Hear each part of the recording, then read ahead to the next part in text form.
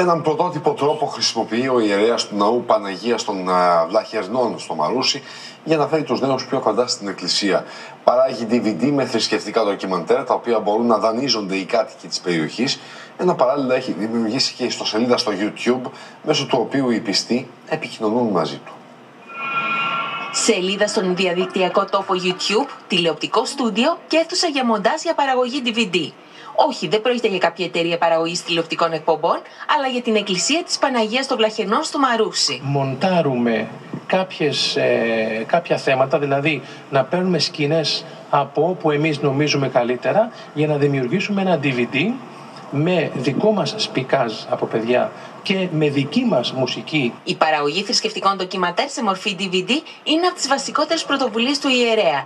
Οι νέοι της εποχής μπορούν να τα δανείζονται ή ακόμα και να τα αγοράζουν, δίνοντας τα χρήματα στο παγκάρι. Τα θέματά μας έχουν να κάνουν με τη ζωή του Χριστού, για παράδειγμα, έχουν να κάνουν με τη γέννηση, που είναι και επίκαιρο λόγω των Χριστουγέννων, έχουν να κάνουν με τη ζωή των Αγίων Πατέρων μας, αλλά και με εθνικά θέματα, όπως είναι η Επανάσταση του 1821 ή η άλωση της Κωνσταντινούπολης. Η Εκκλησία της Παναγίας των Βλαχερνών στο Μαρούσι έχει και ιστοσελίδα στο YouTube, όπου οι νέοι ενημερώνονται για το έργο του ναού και για τα DVD. Ανεβάζουμε συνεντεύξεις, βιντεάκια, δραστηριότητες και ό,τι άλλο εμάς απασχολεί και νομίζουμε ότι θα ήταν καλό να τα δουν και τα παιδιά.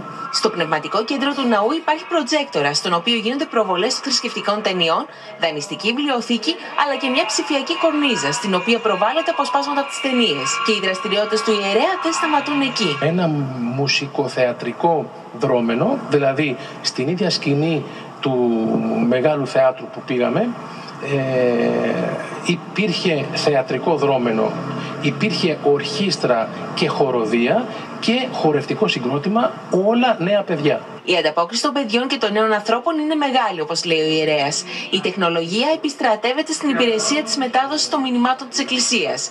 Και οι νέοι ανταποκρίνονται, καθώς είναι εξοικειωμένοι στη γλώσσα της τεχνολογίας και την κατανοούν απόλυτα.